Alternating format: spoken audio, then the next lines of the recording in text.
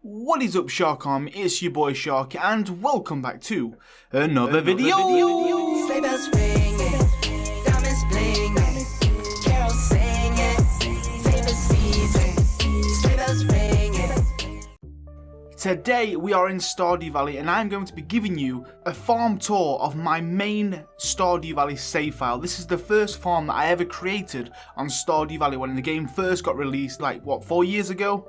As you can see on this save file, we are in year 30, and I'm close to getting to year 31. This save file was used when I started making Stardew Valley videos. I did lots of farm projects on here, crazy stuff where I made loads and loads of money. As you can see, we have made a total of 104 million on this farm. I used to make loads of videos on this save file. I was always on it, but recently, for the last year or two, I have abandoned this farm. I have made loads of new farms when I've made playthroughs, mod showcases, different projects, all of my challenge series that I've done, the Commune Centre, the Master Chef, the Four Corners, and much more. And I've just totally left this farm to be just sat there collecting dust. So I decided to create a farm tour on this save file and show you what it's looking like from the very beginning. Every now and then I do jump into this farm and create some videos to showcase some of the new content, like the 1.4 update, all of the new furniture and all of the new items in the game. I do come onto this save file obviously because it is end game. I have basically unlocked everything on it, and obviously before we start, you can obviously tell I do use visual mods, so just bear that in mind. This game will look a lot different to yours. There is no cheats or any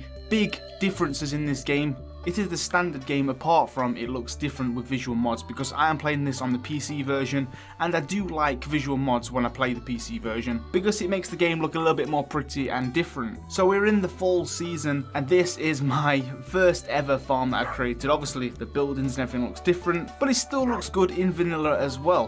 When the mods aren't on, it still looks incredible. So like I said, it's just been left. I've not played properly on this farm other than showcasing stuff in a long time. So let's have a little look around. I have no idea why the things are where they are.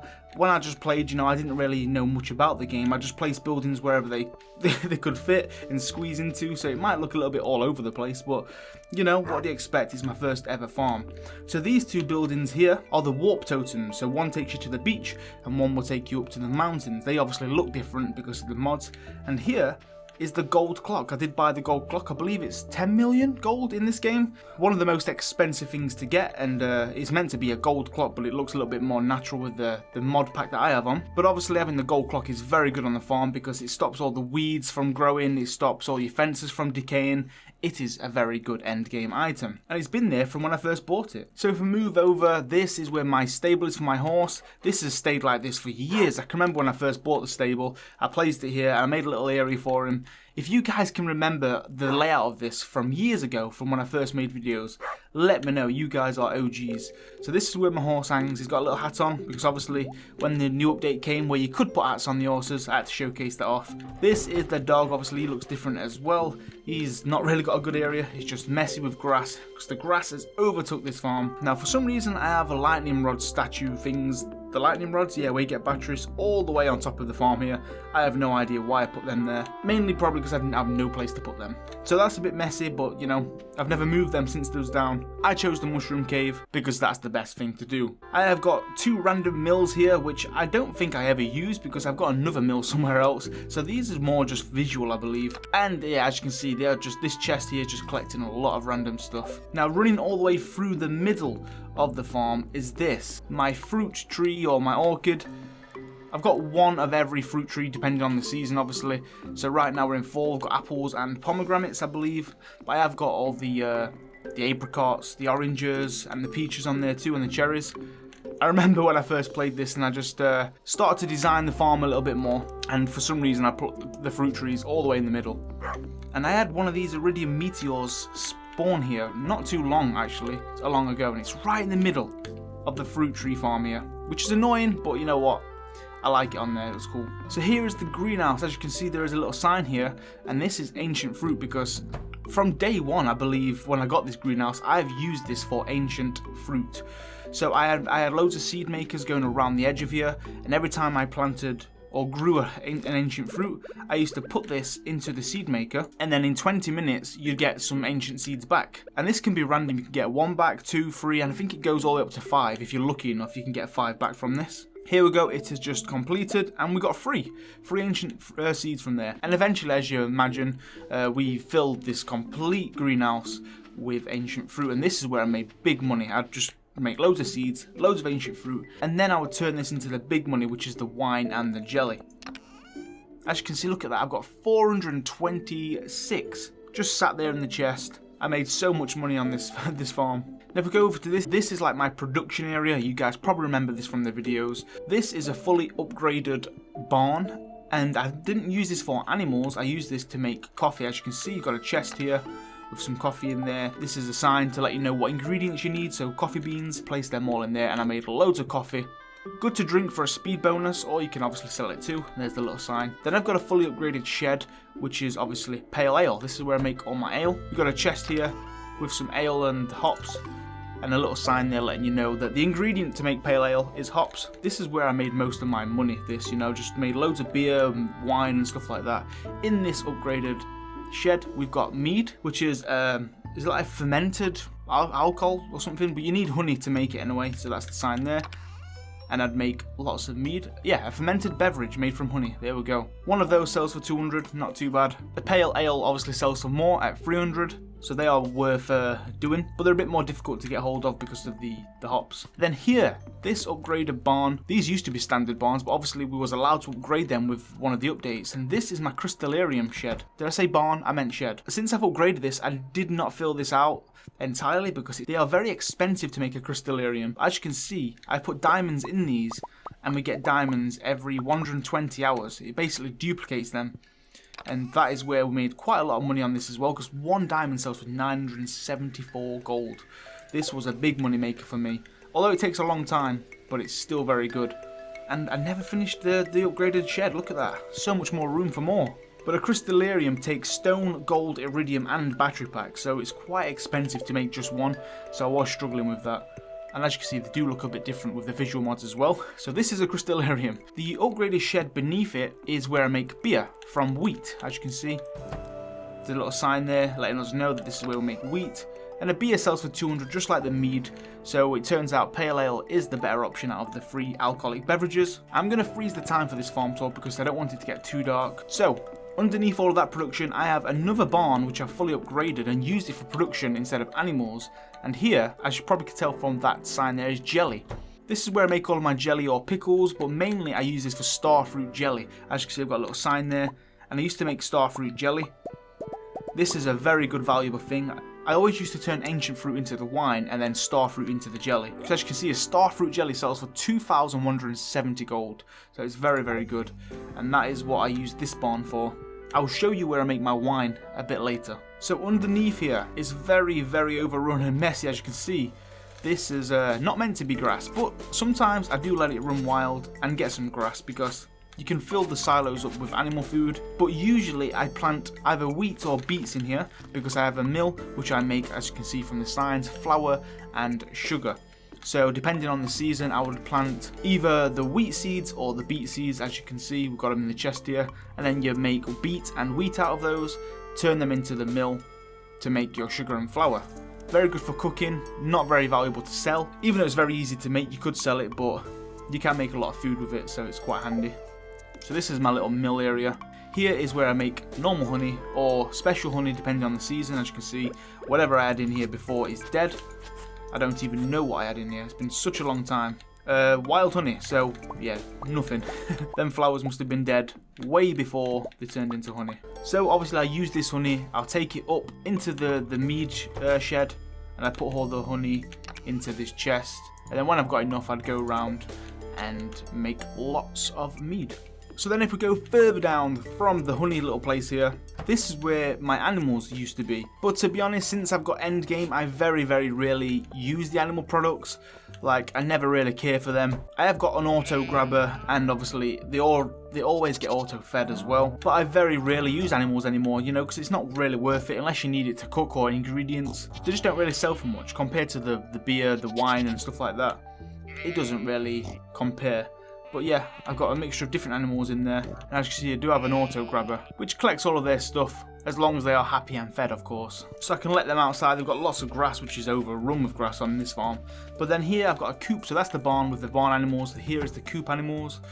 Yeah, we've got some chickens, ducks, I believe we've got some rabbits in there as well. And we've got an auto grabber as well with some of their stuff. And then I can turn those eggs into the mayonnaise under there as well. We've got a radiator, the auto grabber, fully upgraded, you know. But like I said, I don't really use the animals much anymore. And look at this, I had 2 meteorites, the iridium things, spawn next to each other.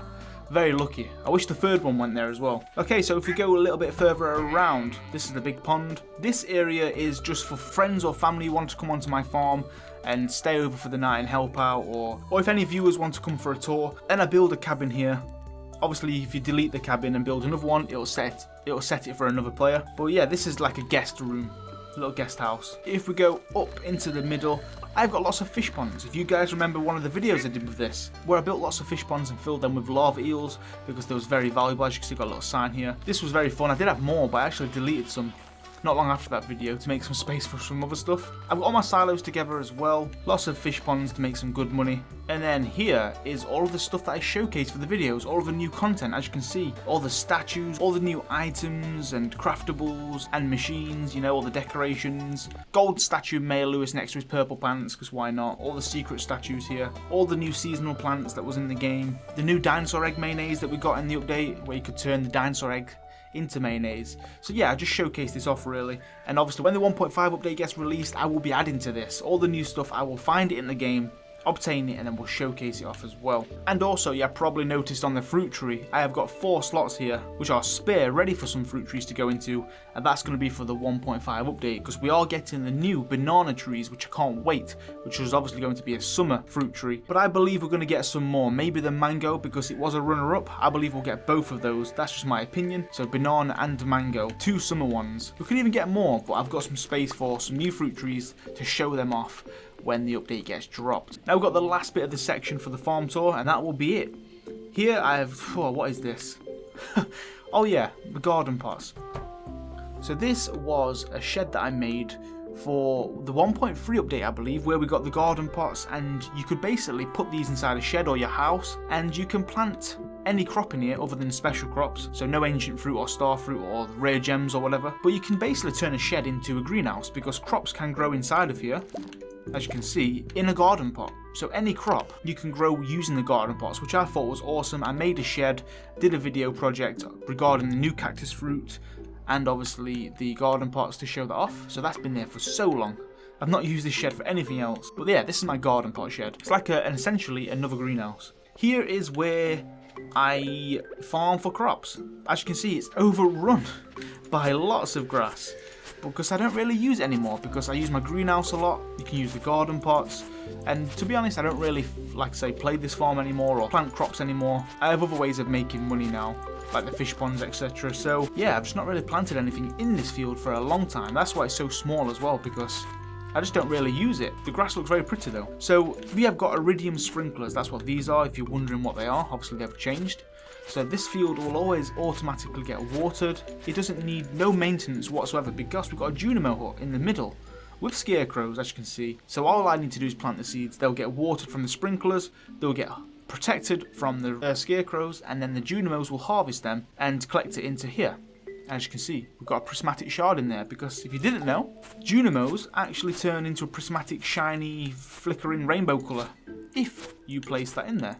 That was one of the new updates. So yeah, this is my little farming crop area. Not very big, because like I said, don't really use it anymore. This used to go all the way down here, but obviously, as you can see, I did put the fish ponds there, which was for one of the videos that I did, and then obviously all the showcase stuff as well. Now the last thing to show you, on my year 30 farm, my very first farm I created on Stardew Valley, back on my first ever video, if you take a look at my first ever Stardew Valley video, this is the farm that I was on. It's very nostalgic, but here is where I make my ancient fruit wine. Now as you can see, you're like, what is this building? I believe it replaces the slime hutch building, but not just on the outside, actually inside as well. So as you can see, it's already got some kegs in here that I'll place down. And yeah, this is where I make wine now. This is my own winery. Because I never used the slime hutch. I didn't like it personally. I never breeded the slimes. It was too much of a hassle, bit annoying.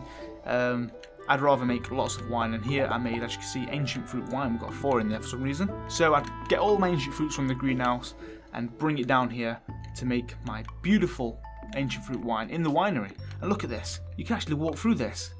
How awesome is that? And we go to the back and we've got some more kegs here for the outdoor area to make even more. So yeah, I think that's everything on my year 30 farm. I mean, in time this was really messy because of the project, so I did spruce it up every now and then to make it look a little bit more better. But yeah, it's just overrun with grass, not really used much anymore, it's abandoned. Like I said, I just come on here every now and then to showcase the new content off because I'm so far in the game. I basically unlock all of the end game stuff, especially with the 1.5, the new update that is getting released. It is more focused on the end game content. There is other content as well for new players, but there is even more for the end game players. So for people like myself, that is going to be incredible. And I will try and showcase and cover it all on this channel and on this farm, so make sure you hit the notification and subscribe to the channel to see all of the 1.5 content first here on the SharkyGames channel. But I think I'm going to wrap up this farm tour video. I think that's everything to see. That is my end game year 30 farm from the very beginning. Let me know what you think. It's a little bit, it's not special, it's not jaw-dropping like I said. It's more used now just to cover things, but it served me very well. I can zoom out as far as I can here with this mod, and you can get a good idea of what it looks like if I have a look around. But there is something I actually want to talk about before I end. I have got an idea for a new little mini-series that I think is a great idea involving this farm, but I need you guys to let me know your thoughts on this. And that is trying to complete this farm 100%. Because although this farm is end game, I've unlocked everything and bought everything, I have still not done all the achievements and the collections. As you can see, there is still a few more fish that I need to catch and sell. I've done all the artifacts and minerals, but there is lots of cooking recipes that I need to make and sell, and there is also a few things that I still need to ship, which are from the 1.4 update. And of course, there is a few achievements left that I need. 1, 2, 3, 4, 5 more achievements, which is crafting every single item in the game, completing 40 at once requests. You can tell I never did that. We need to cook every single recipe, of course, catch every single fish. And for some reason it's saying complete the museum collection, but I do, yes, we have every single one of these. It says number of them found. So we have found and donated them all. I'm not sure why we've not got the achievement though. Holy smokes, look how many diamonds we found. Jeez. So yeah, we have found all of those. Someone let me know why we've not got the complete the museum collection for that. Not sure. But there is still a few things that we need to do to complete this farm and get it to 100%. So I was thinking of doing a mini-series and trying to finish all of that, trying to do all the achievements, trying to get all of the collections done, and just play through this properly until we've done it, to get it to 100%. Because like I said, it is something I never focused on. I just abandoned this farm for years, so I never really got to complete it. So if you guys want to see that, hit the like button and let me know in the comments, and we can get started on this new little mini-series, trying to complete my end game farm to 100%. I think it's a good little idea, and it'll be super fun, trying to find all the new items that we're missing, trying to catch all of the fish and cooking all the recipes. It will be very interesting, but it's going to keep us busy until 1.5 gets dropped. So please let me know your thoughts on that. But thank you all for watching. I hope you enjoyed my little farm there. Hope you like the looks of it and enjoyed the farm tour. If you haven't already, make sure you follow me on Twitter or join my Discord server. I'd love to see some of your guys' farms. My Discord server, my new one, is very friendly and welcoming to the Stardew Valley players. We have a very good Stardew Valley community in there. And if you want to share off your farm or some ideas or anything you've done in your game, I'd love to see it, and so would everybody else. So please make sure you join that down below. But until then, make sure you all stay safe, and I will catch you on the next video. Bye bye.